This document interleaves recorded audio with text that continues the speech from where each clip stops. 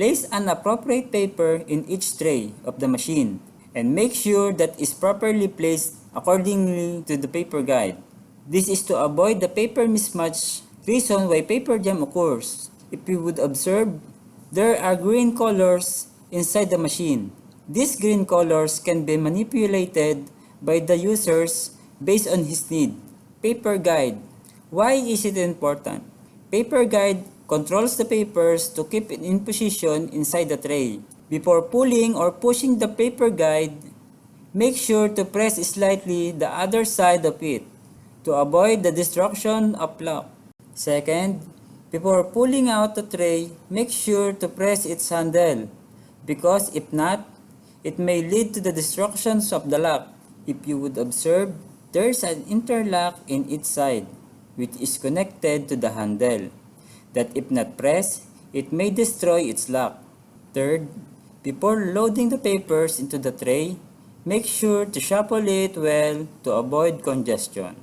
After setting up the papers inside the tray, return the tray inside by hands. Please take note, do not use your knee or your feet in closing the tray because if you do so, there is a great possibility that the sensor of the tray inside may break, and this will lead to not recognize the size of the papers you inserted.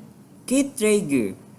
This lift the paper inside the machine to get by the feed roll moving to developer.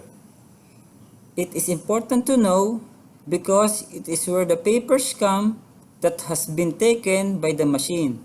Top cover. If it's used for photocopy or scanning of the documents, avoid leaning the upper part of it while it is in use. Doing this may destroy the rollers inside the feeder. If in case the roll feeder does not take the paper, open its top and look for its roller and clean it. If in case you encounter the paper jam, use its ejector and roll it until you get the paper. If lines appear or blurry output, check its underneath. If you would observe, there is a long slender glass at the left side near the wide glass. Check it. If there's dirt, if there's any, wipe it with glass cleaner to remove the dirt and correction tape in it. Second BTR or second bias. It takes the papers going to Fujixerox wherein toner glued in a paper has been melted. Please take note, when the paper jam occur in this part, never pull out the paper towards you because chances are paper guide may be damaged and worse it, exit sensor may be break.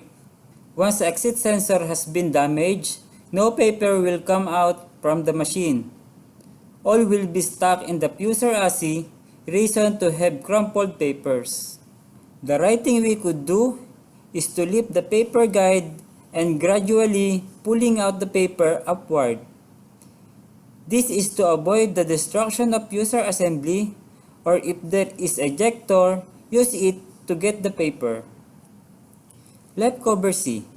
When paper jam happens in this part, make sure to press the handle before pulling the cover. The proper pulling of the cover may break its two locks which are located in both sides. If one of those two locks will be broken, it may cause to constant paper jamming. It cannot control anymore the pushing of its roller inside the cover.